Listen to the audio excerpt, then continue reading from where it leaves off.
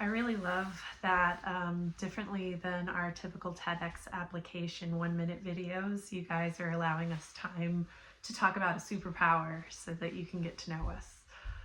My superpower is probably not one you've heard of before.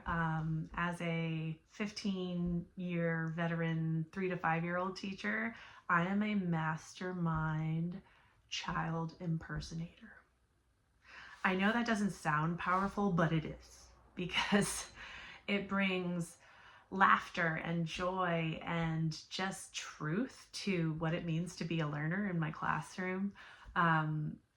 Whether it's at parent-teacher conferences or I'm sharing a story at a professional development conference, or I'm just shooting the breeze with my coworkers during the day. There's nothing better than getting an on-the-spot impersonation of one of the students that I have. And I always have great ones. I mean, I've had so many incredible students. I think it's the fact that I come from a theater background. I enjoy just the depth of what it means to look and sound and be a learner in the moment, as well as the fact that I'm a little neurospicy and I can imitate and mirror things that maybe other people miss.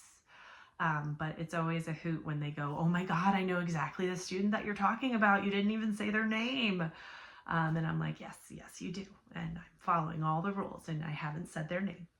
So for instance, one year, it was my first year teaching in Rhode Island, and I was there to save the world. As a 3 to 5-year-old support teacher of students that had been kicked out of multiple schools, I started with the easiest class.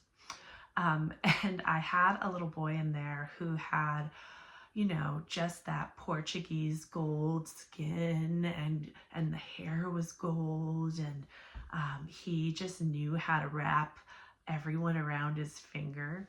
And he had the most gorgeous Rhode Island accent. And it just caught me off guard, right? So there I am coming in on a Monday, and I'm saying like, "Hey, bud," I won't say his name. "Hey, bud, how was your weekend? I was thinking of you. I missed you." And he responds to me with just, the best thing possible, which was to tell me, "Oh, you know what? I was drinking, I had a beer with my dad." I was like, you had a bear with your dad? Your dad got you a bear? That is so sweet. And he said, "No, I got a bear with my dad."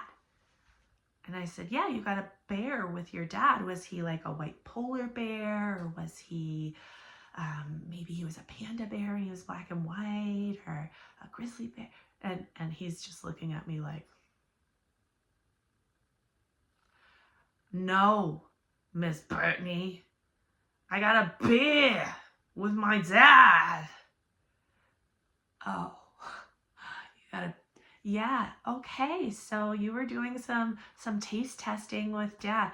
I'm just gonna go talk to mom for a second." Nothing like a good accent to throw you off for your day, right? And it was just such a reality check. I have students, because I work in special education, that have the most beautiful learning moments. And, I had a little boy a couple of years ago who had that PDA, that pathological demand avoidance. And anytime I would sing, and mind you, I'm known for singing almost everything in my classroom. I am the Snow White of the classroom. He didn't like that. And that was a hard year of teaching, because I would say something like, "It's time to clean up, time to clean up." And from the other end of the room, I would hear, "Okay, Google, turn off Britney. Alexa, turn off Britney." "Okay, Google." It's just the funniest moments. So I have a bunch more. I'm ready to share them. I can't wait to see you guys. Although I'm more than 30 miles away, I am a teacher in New Hampshire, and I do make a difference. So I can do it from your TEDx stage. Thanks so much.